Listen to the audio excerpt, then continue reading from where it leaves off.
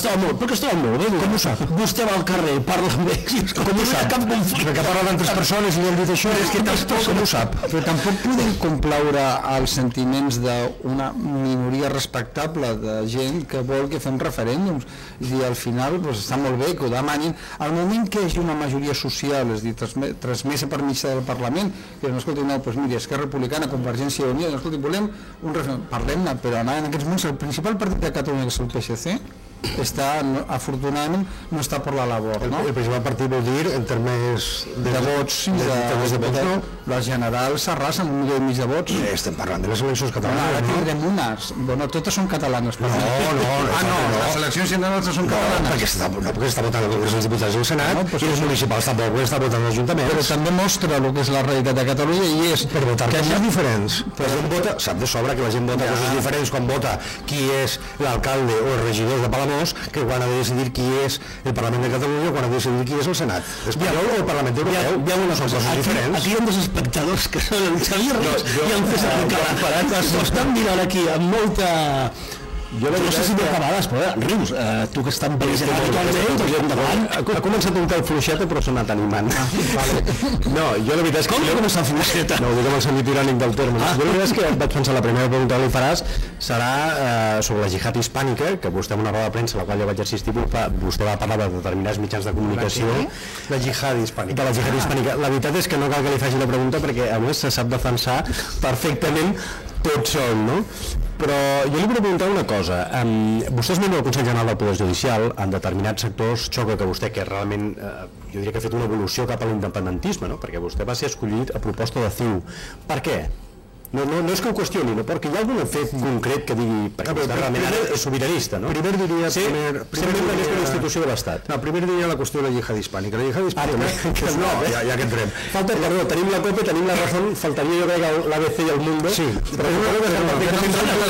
no, aquests senyors que estan aquí presents no tinc res a retreure'ls personalment. No han caigut en el grau d'infàmia i de vilesa que d'altres d'aquests mitjans. Jo, si em permet, fins i tot un senyor molt ben preparat com el senyor Marunda, jo crec que avui li ha guanyat el senyor López Tena, i això que vostè prové també del camp jurídic, però em sembla que ha estat bona relació. Jo crec que després em desviat cap a un tema històric que tampoc és ben bé. Per una raó, perquè clar, una cosa són les disputes, són les discussions ideològiques, polítiques, literàries, institucionals, ara, el que no pots fer és enganyar, el que no pots fer és mentir, el que no es pot fer és aquesta campanya de l'ABC, seguida per la COPE, seguida per Onda Cero, en la qual insisteixen dia rere dia en que jo he acusat Espanya de genocidi, cosa que és falsa. El que no es pot fer és dir, com vostès han dit en la COPE, que jo tinc una notaria oberta a Barcelona quan això és fals. Podria fer-ho perquè és legal, igual que el senyor Rajoy té un registre a Santa Pola. És legal, però no ho faig. I vostès diuen que sí que ho faig.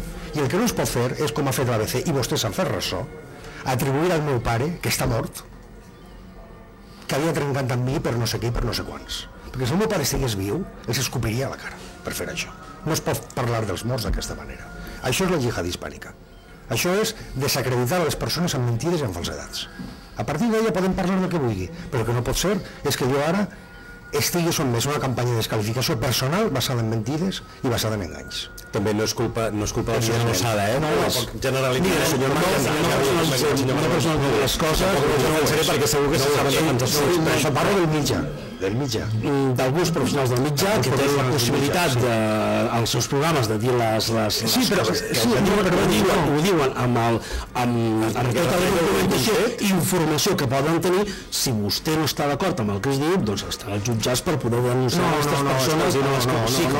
No, jo això ho vaig enviar el dia.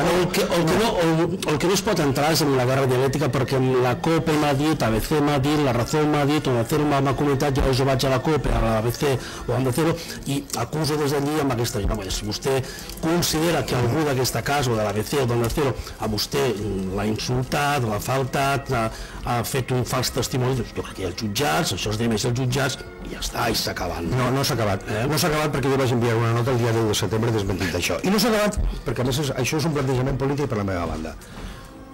M'estimo més els excessos de la llibertat, que són les injúries i les mentides, que no atacar la llibertat. I per tant, mai no atacaré un mitjà de comunicació portant-lo als tribunals. digui el que digui. No, si no és qüestió de que el mitjà de comunicació... És a dir, jo no aniré a un tribunal de justícia, però jo no aniré a un tribunal de justícia a efectes de que un mitjà de comunicació sigui multat o vagi a la presó per haver dit el que vulgui. Perquè defenso per sobre de tot la llibertat. Vostè no hauria de denunciar el mitjà en concret, hauria de denunciar la persona que l'ha injuriat a vostè o al seu ho està fent en un mitjà de comunicació i els excessos de la llibertat per mi són sagrats. Bueno, però si en aquest mitjà se'ns permet dir certes coses, se'ns permet dir, se'ns permet qüestionar la llibertat, se'ns permet que té la llibertat de poder anar a denunciar amb aquella persona. Jo proposo que no exerceixo, insisteixo perquè torna al tema parèntesi, no, com és que una persona... Ara, segona part, el Consell del Poder Judicial, bueno, que jo sàpiga, els ciutadans, els catalans ara paguen els seus impostos a l'estat espanyol i estan integrats a l'estat espanyol i per tant tenen perfecte dret a estar representats en les institucions de l'estat. És una institució, per altra banda, en la qual si parlem ara en termes electorals, el vot nacionalista en les eleccions generals és el 10,2%. En el Consell del Poder Judicial hi ha 21 membres, dels quals hi ha 20 espanyols i un català, amb la qual cosa estem infrarrepresentats. De fet, per ens tocaria un 10%, per tant 2, no 1. Tinc un article aquí que va escriure un periodista tan respectable com Lluís Foix, si no recordo malament, i puc dir la data exactament, segur que suposo que l'ha llegit, sí. Va ser l'11 de setembre, no, 11 de setembre? Em sembla que sí. Jo crec que una mica més tard, però... Sí, perdó, el 18 de setembre, el 18, en què li deia, arran precisament d'una entrevista que vaig tenir ocasió de fer-li després de la seva reunió amb el vicepresident del govern, Josep Lluís Carod Rovira, que llegeixo textualmente: invito a López Tena a que sea consecuente y presente la dimisión por cobrar de un alto cargo de un estado en el que no cree. Què li ha de respondre el senyor Lluís? Sí, el senyor Lluís Foix primerament demana i aconsegueix que els catalans, els bascos o els gallecs no paguin impostos a un estat en el que no creuen, llavors tindria fonament la seva petició. Home, també hi haurà catalans que se senten espanyols i que estan bé de pagar impostos. Sí, però això referia... Un és l'exemple. Sí, no, evidentment. Per això estava dient-li que n'hi ha un 10,2% de vot popular en favor d'opcions nacionalistes no espanyoles a l'estat espanyol. De fet, vostè podria dimitir, però no dimiteix, i a més el Consell General del Poder Judicial està com està, no? És el Consell del Poder Judicial i també això refereix a l'article del senyor Foix.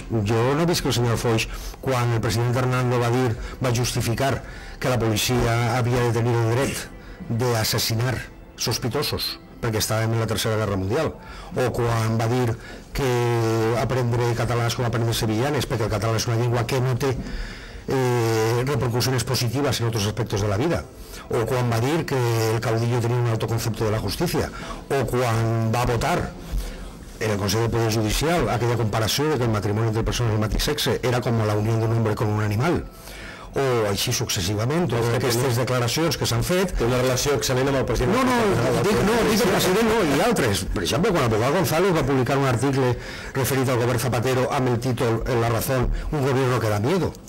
Quan el Bocal Requero fa poc ha dit que Esquerra Republicana té la violència en su ADN. Quan el Bocal Requero també ha publicat en La Razón o en l'ABC fa temps un article en el que deia que la izquierda espanyola tiene instintos carnívoros. Quan han passat totes aquestes coses, no he vist que el senyor Foix... Quan el veuen al ple, quina mena de relació personal? Les relacions són allà unes relacions complicades. Complicades vol dir que, per una banda, estem tots allà permanentment, i per tant ja són 6 anys, ja es coneixen molt i tot això, i és, diguem-ne, una relació en la qual hi ha una cortesia superficial, no n'hi ha relacions personals entre els blocs, això no és una qüestió que m'afecti a mi, entre els blocs, entre el bloc, d'allò que diuen el bloc conservador i el bloc progressista, és a dir, no n'hi ha anar a sopar, anar a prendre una copa, anar al teatre, no existeix, el primer dia.